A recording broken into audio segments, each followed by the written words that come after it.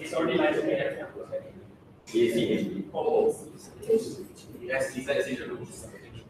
CG. Cool. KL, KO, KO teacher. Okay. Okay, hi guys, welcome to the first round of BBPC 2018. My name is Pasha Kami, I'll be chairing this round. And and Joel. On opening government, we have my lunch hour. Opening opposition, we have PACHP. In closing government, we have pool, and closing opposition, we have APIF. Before we start, we have a quick gender pronouns protocol. So my favorite gender pronouns would be she or they. Joel, he okay. Kenny, he. Aswang, he. Ian, he okay.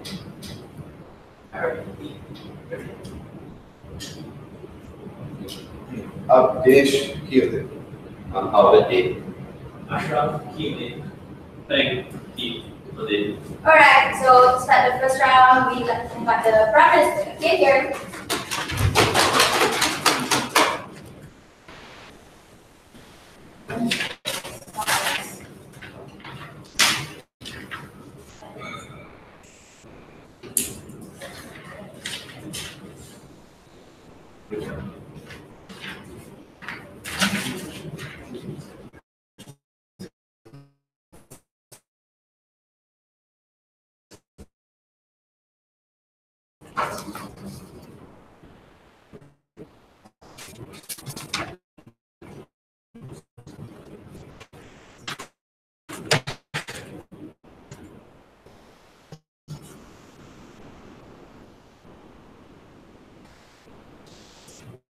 Hold on.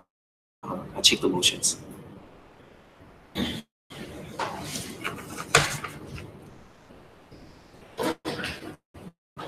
We think that the narrative that family always come problematic, right? This is simply because it always confines individual. The families, the ideology of a family itself. Right? Because of this, right? People will always follow the ideology of previous generations, right? Rather than like just choosing what they actually believe in and what and what is eventually correct, right?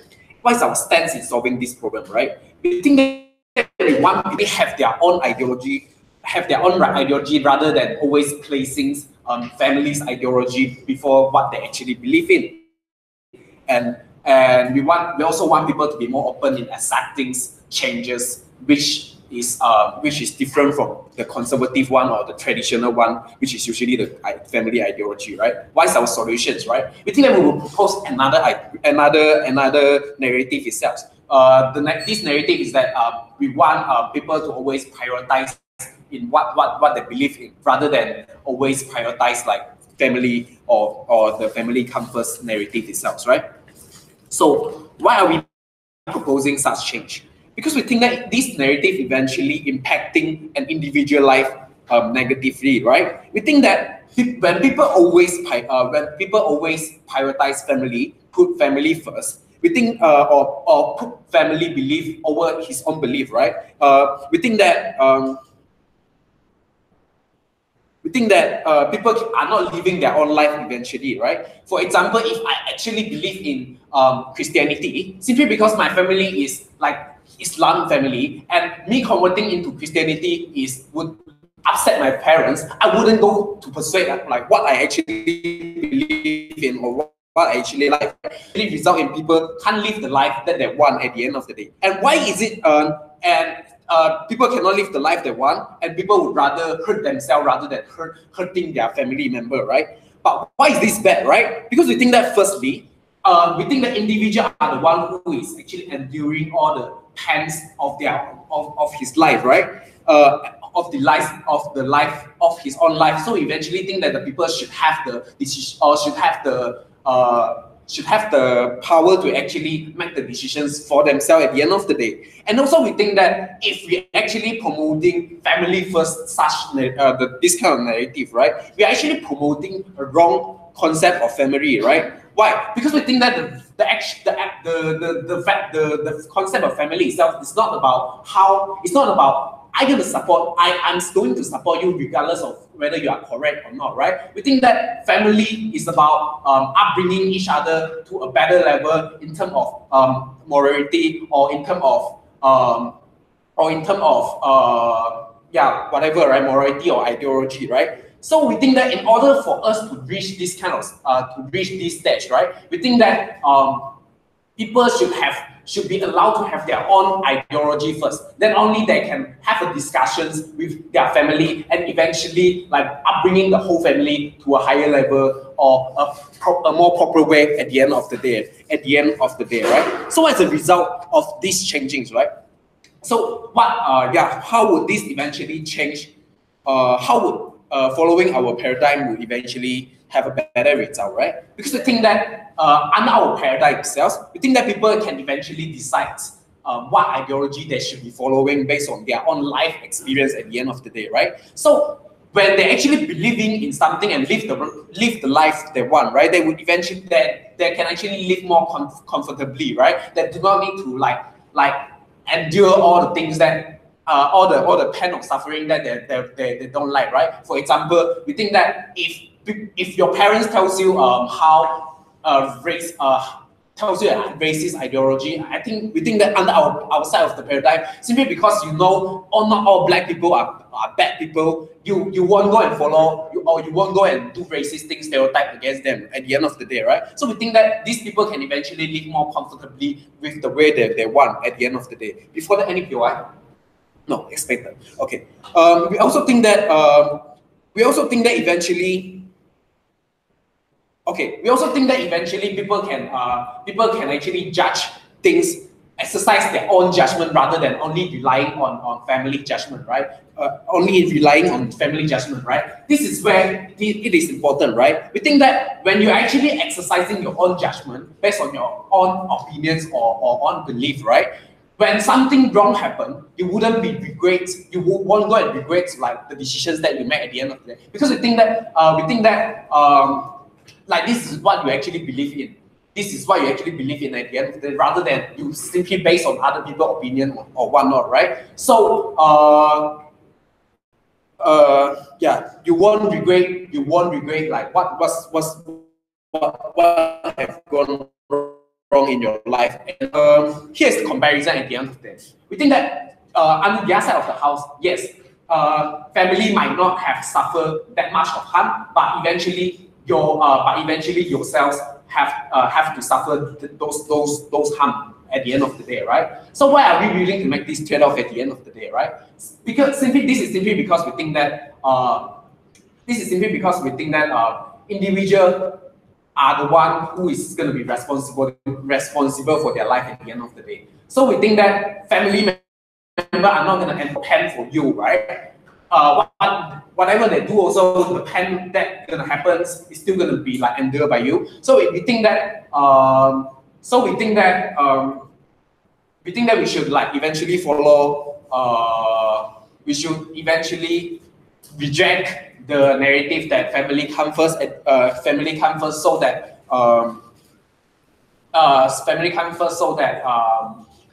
You won't suffer those harm, and we think that you won't suffer those harm at the end of the day. So what have I told you today, right? I've told you how eventually this narrative confine one to a previous generation ideology, and is actually reluctant and actually very resistant to change. And we also tell you how eventually it will impact one individual life. And we think that I also explained to you how eventually this change some change is going to happen, and I also explain to you why individual life is more important than family happiness at the end of the day. With that, I'm very proud to propose. Here. Is that a participatory speech? I'm like the leader of opposition. Here.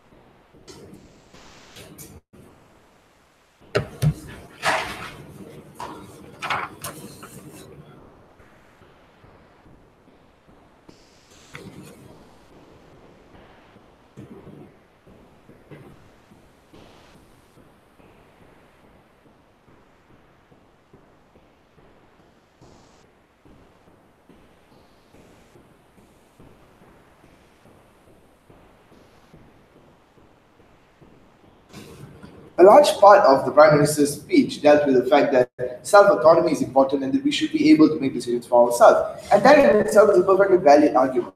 But here's the thing, right? For today's debate to function, we need to understand that the narrative that the family always comes first is not an absolute binding legal rule. It is a narrative that exists in society that conditions and shapes the way members of society behave on an individual level. And that is what we debate today. Because we tell you, the narrative in itself is not absolute to the point that every single member of society has to subscribe to the narrative, but rather what it does is that it provides an invaluable form of conditioning or invaluable form of shaping of the way individuals behave in society that under our side, as our case of good thought, ends up or rather translates into better decision making and overall better standards of life in terms of the decisions that individuals make for themselves. Now, before that, a few rebuttals to what the Prime Minister said. First of all, we need to clear up what these teachings are, what families actually teach them. So, on a balance of probabilities, we tell you that a family or a mother and a father are more likely to teach you not to steal, are more likely to teach you not to take drugs, are more likely to teach you not to become an alcoholic than they are to teach you that, blacks are horrible people, or that you should be a racist bigot, or that you should, go out and kill all the people who believe in religion or stuff like that. So obviously we can't debate in the extremes, and what we need to debate on is the median. The median in which the teachings are subtle, and what is more important is at the point in which you have the narrative at your heart, you know that you have to keep your family's interest in the beginning. We need to debate and see how that translates into the day-to-day behavior of these individuals. That is where the debate is. And then they say that, yes, you need to have your own ideologies, and that at the point in which you don't have the narrative, therefore you can talk with your family and you can change them. But we tell you at the point in which there is no narrative, that the family is such an important unit in your contemplation, we tell you it's very easy to just discard your family at the very slight divergence of your interest and your family's interest. There's absolutely no incentive to preserve the family unit and therefore create any sort of meaningful change and change along with them rather than just change on an individual level. We tell you on our side, at least, if a fundamental difference in ideology comes about, because of the fact that they have the interest of the family at heart, that they know that their family is such an important part in their contemplation, we tell you we are more likely to effect change on a more meaningful level because they are more likely to take this change to their families and therefore change. Therefore, the argument falls. And then they say that, oh, at least if you do it on an individual level, you won't regret if it's your individual decision, right? We tell you exactly. At the point in which the only contemplation or the only decision-making calculus involved in the decision is yours on an individual level, you have absolutely nothing to lose because as I'll prove to you later in my speech, right? For an individual, the criteria he needs to make a decision that he's happy with is very low, as opposed to the criteria he has to achieve when making a decision with his family's interest at heart. At the point in which the only person you need to satisfy in the decision is you, therefore the bar tends to be much lower, and you are more likely to make decisions that you personally may not regret, because to you that may seem like alright decisions. What are these decisions? These are decisions like, you know what, college is too hard, I'm going to become a stoner. You know what, college is too hard, I'm going to drop out. Things like this are very happy for you. You might feel happy, you won't regret it. But what happens on our side? On our side, when you know that your family is important, you know that your family comes first, at that point, right, you're more likely to take decisions and make your decisions in view of the fact that your family is important. No, thank you. So, how exactly does the narrative look like? Take a look at Asian societies, right? The narrative that the family is an important part of your life and that family interest does not end at the point at which you leave home at 18 has always been a narrative that has been very dominant, right? And how does this translate? This translates to people, even when they're in their 30s, their 40s, their 50s, right? And they're working, but their family still exists. Whenever they make a decision, they always take into account the interests of the family. They take into account what the family would want for them. They take into account what the family told them is good for your life. But then again, we tell you, it's not absolute to the point where they will only behave to what their family tells you. We tell you it is a subtle narrative that can condition in good ways and does not hold you down at the point at which a very, very extreme, difference comes about, as side-opening government would like to say. So how does this translate into decision making, right? So what we have to understand here, right, is on an individual level, when you're making decisions, you only have one person to please. That is you. At a point in which you already tell yourself that, you know what, this is good enough for me. And add on to that, the external pressures. Add on to that, society telling you, or rather social ills telling you, or your friends telling you, your peers telling you, that, you know what, this is okay. Where is the counterbalance to tell you that the converse is okay? We tell you the counterbalance, or the external force to tell you that decision that you're about to make is actually not okay, comes from the family. The family that has your best interest at heart. At the point in which the family's contemplation and best interest are also your contemplations and best interest, and you keep that vested interest with you, at that point,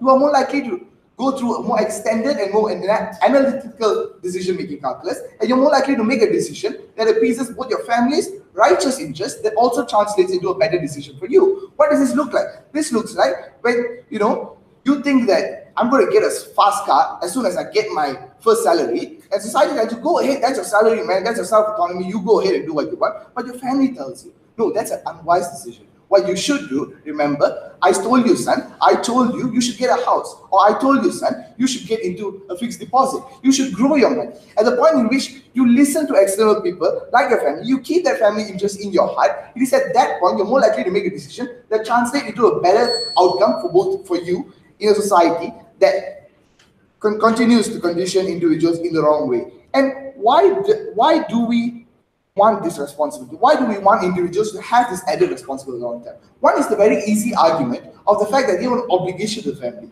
And they own obligation for what the family has given to them. In Asian societies especially, this obligation families do not stop contributing to you at the point at which the law tells you at 18 you have to stop. They continue to contribute to you even after in your 20s or 30s when your postgraduate degrees. And we tell you, there's a very undeniable fact that you own a moral obligation to, in the very least, at the bare minimum, not forget about your family and therefore make decisions that would benefit both yourself and your family in the long run. And then how this translates to behavior is what I've already told you. The more likely to make better decisions when you have 10 to 15 people to please as opposed to you alone to please. As we've already told you, right? Individuals tend to make bad decisions at the point in which the only opposing voice or the only debate going on is within their own head. And unbiased decisions cannot occur when you're literally talking on both sides of the argument, right?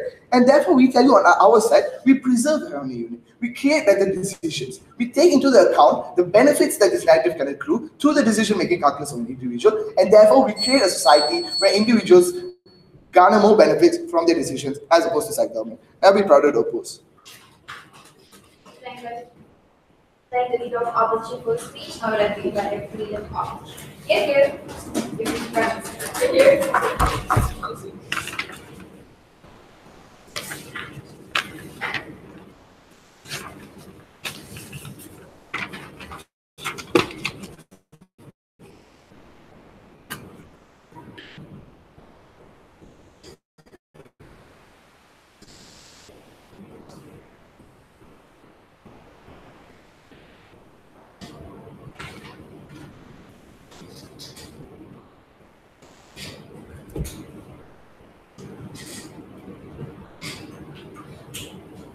Ladies and gentlemen, I'm quite confused to exactly the stance of opposition. Right? So firstly, they say don't argue on extremists, but somehow they took a soft stance. So firstly, they say they don't argue on these extreme cases, right? But somehow they point to the fact or characterize the fact that somehow just because you don't put family first, when you go to college, you're just going to take it easy, right? Oh, it's too hard for me, I'm going to quit. But that doesn't happen, right? People go to college for motivation to seek an education. People go to college to seek for ability to cross or climb social platforms, right? So not just going to quit college and say, I'm not listening to my parents anymore. So what's more likely going to happen is that you will still have people attending college, but what's going to happen is our point, right? You're more likely going to attempt or pursue a cause that's more likely in line with what you want, right? The ideologies that you want. If you want to talk about how our Asian culture is like what he brought the Indian parents, right? They're more likely going to force you things like studying medicine, studying law, studying engineering because they value professional courses more, right? You look down on art courses like photography or creative multimedia, right? So that in itself is what we are talking about. It prevents you from actually achieving your maximum potential as an individual, right? So secondly, they talk about how external influences is bad. Somehow just because you don't have the narrative, because first somehow your friends are going to tell you and you're going to listen to your friends for everything, right? Your parents are the ones teaching you not to steal anything. We agree. People teach you not to steal. Just because your parents don't teach you doesn't mean suddenly people are going to tell you, oh, you should go and steal, you should go murder people, right? I don't think that's a proper argument to run in this case. You should talk more on more feasible things, right? So just because parents don't, even though you don't put family first, but your parents still going to tell you, as a human being, don't go murder someone, don't go steal from someone, and you as a person who abides by law and certain moral values, you're not going to do this kind of things, right? So moving on to my first argument for today, right? So how exactly the narrative of this family councils hinders progressive values, right? So what happens that when the interest of a family is part of an individual's frame of mind, which they concede, right? Whenever your family, the narrative of family councils and family conditions you to behave in a certain kind of way, right? So it creates a wall for adopting your own principles, right? Because you have to consider the opinion of family members. That's what my prime minister said just now. For example, if you believe strongly in Christianity or you believe strongly in Hinduism, but you as a Muslim, you're not able to express yourself, express your thoughts because you're blocked by your family members, right? You cannot convert, you cannot go and seek this other religion because it'll offend your family members, right? So this prevents you from achieving your potential as an individual. Thus, there's a disruption negatively on the ability to self-individual, right? So an individual therefore cannot reach his maximum potential. So why is this important? So firstly, an ability for someone to reach their maximum potential is part of the self-actualizing principle, right? And this is important because someone is only truly happy when they're able to maximize their potential, when you're able to get when you're able to express your thoughts, express your principles without there being a wall to disrupt you from coming down, right? So this is when a person's happiness is at the peak, right? Compared to other paradigm, when you have your family to think about, your happiness as an individual is put at a lower level, right? Because the happiness of your family comes first, because society teaches you that if you do not obey what your family wants, you are a bad person and a bad human behavior. So these two calculus in your brain will cause more disruption and cause you to further harm yourself, right? Secondly, how this extends to family members, extended family members, right? So when we talk about family councils, we're not just talking about parents and your mother and father, right? But when we talk about the narrative, the family council, you also talk about your extended family, right? So even if your parents want to allow you, they cannot allow you because they have to think about their brothers and sisters, right? They cannot allow you to be a person who has, you cannot allow your son to be gay, you cannot allow your son to be a lesbian, and you all experience it in Malaysia, right? Suddenly your auntie from Kajang somewhere is going to tell, oh, why is your son gay? He shouldn't be gay. So these are the kind of things that happen under their paradigm, right? Because of the family council narrative. You care also about the extended family. You care about your cousins, which you never met before in your life, but you care about what he thinks of you because of this narrative. You do not want to disappoint the extended family. You do not want